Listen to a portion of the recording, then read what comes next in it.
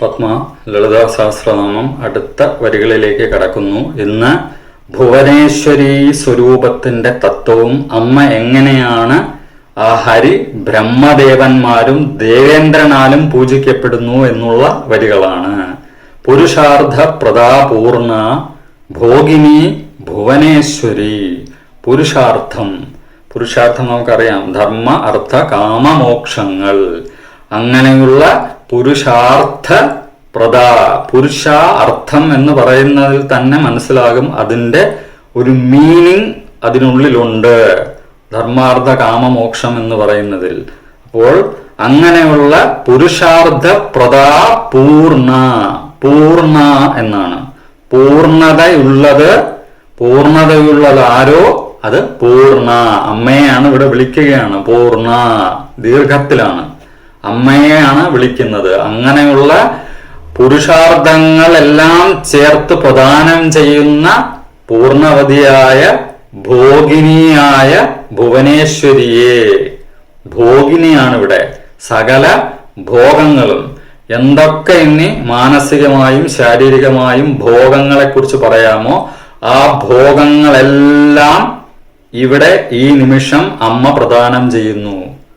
അങ്ങനെയുള്ള ഭോഗിനിയായ ഭുവനേശ്വരി ദേവിയെ, ഭുവനങ്ങളുടെ ഈശ്വരി, സകല ലോകലോകങ്ങളുടെയും ഭുവനങ്ങളുടെയും ഈശ്വരി, ഈ ധർമാർത്ഥ കാമമോക്ഷങ്ങൾ അടങ്ങുന്ന ഈ ഭുവനത്തിന്റെയും ഈശ്വരിയായവളെ.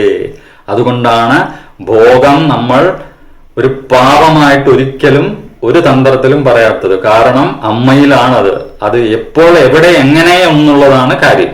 അപ്പോൾ ഇവിടെ അങ്ങനെയുള്ള ഭോഗത്തെ പ്രദാനം ചെയ്യുന്ന ഭുവനേശ്വരി ദേവിയെ സകല ധർമാർത്ഥ കാമമോക്ഷങ്ങളിലും അടങ്ങിക്കൊണ്ട് ഭോഗത്തെ സ്വീകരിക്കണം എന്നുള്ളതും ഇവിടെ എടുത്തു പറയേണ്ട കാര്യമാണ്. അതുകൊണ്ട് മാത്രമാണ് ആദ്യം അത് പറഞ്ഞത്. ധർമ്മത്തിൽ അധിഷ്ഠിതമായ അർത്ഥവും കാമവും ഉണ്ടെങ്കിൽ മോക്ഷം സിദ്ധിക്കും. അത് തരുന്നത് പൂർണവതിയായ ഭോഗങ്ങളെ തരുന്ന ഭുവനേശ്വരി ദേവിയായ അമ്മയെ.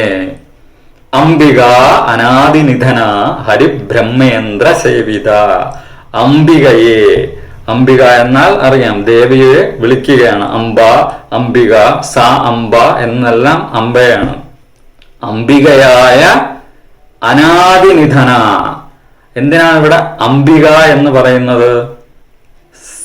കൃത്യമായിട്ട് പറഞ്ഞാൽ ആദിയും മധ്യവും അന്തവും. നിധന തിരോധാനം, മുൻപ് പറഞ്ഞ കാര്യമാണ്. അനുഗ്രഹത്തിന് തൊട്ട് മുൻപുള്ള അവസ്ഥ.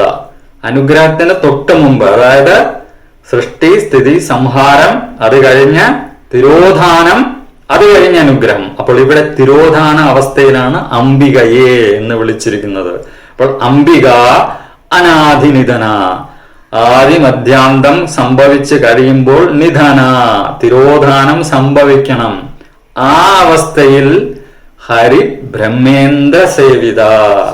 ആ ഹരിയും ബ്രഹ്മദേവനും ഇന്ദ്രദേവനാലും സേവിക്കപ്പെടുന്നവളെ, പൂജിക്കപ്പെടുന്നവളെ എന്നുള്ളത് മാത്രമല്ല, സേവിക്കപ്പെടുന്നവളെ. കാരണം പുരുഷാർത്ഥം എന്നുള്ളത് സേവയാണ്. പുരുഷാർത്ഥം സേവയ്ക്കായിട്ടുള്ളതാണ്. നമ്മൾ ഭോഗം ചെയ്യുമ്പോഴും ഈ ഭുവനത്തിന് സേവയിലൂടെ വേണം പുരുഷാർത്ഥത്തെ എത്തിക്കാൻ. അതുകൊണ്ടാണ് സേവിത. ആ ഹരിയും ബ്രഹ്മദേവനും ഇന്ദ്രദേവനും സേവ ചെയ്യുന്നു. എന്നാൽ ആ സ്ഥിതിയും സൃഷ്ടിയും സകല ദേവന്മാരുടെ ദേവനുമായ ഇന്ദ്രനും സേവ ചെയ്യുന്നു. എങ്ങനെ സേവ ചെയ്യുന്നു? പുരുഷാർത്ഥത്തെ ഉൾക്കൊണ്ട് ഈ ഭുവനത്തിലേക്ക് സേവ ചെയ്യുന്നു. ഭോഗമുണ്ട്, പക്ഷെ ഭോഗിക്കുമ്പോഴും സേവയോടുകൂടിയാണ് ചെയ്യുന്നത്. അതുകൊണ്ടത് പാപമായി മാറുന്നില്ല. കൃത്യമായ ആഴത്തിലാണ് വരികൾ പറയുന്നത്. വെറുതെ പറഞ്ഞു പോക്കല്ല. അമ്മയെ ഉൾക്കൊള്ളുക, ധ്യാനിക്കുക, പ്രാർത്ഥിക്കുക. പുരുഷാർത്ഥ പ്രദാപൂർണ ഭോഗിനി ഭുവനേശ്വരി അംബിക അനാദിനിധന ഹരിബ്രഹ്മേന്ദ്ര സേവിത. ശാന്തി. ശാന്തി ശാന്തി. അമ്മേ ശരണം. പത്മ.